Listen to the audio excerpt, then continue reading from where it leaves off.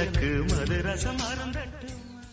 நான் பார்ப்பது எல்லாம் உடவுள் முகந்தானே, நான் கேட்பது எல்லாம் அடவுள் குரலானே. அந்த வான்மழை எல்லாம் இந்த பூமிக்குத்தானே, என் வாலிபம் எல்லாம் இந்த சாமிக்குத்தானே. மடல் கொண்ட மலர்கள் மலர்ந்தது எனக்கு மதுரசம் அருந்த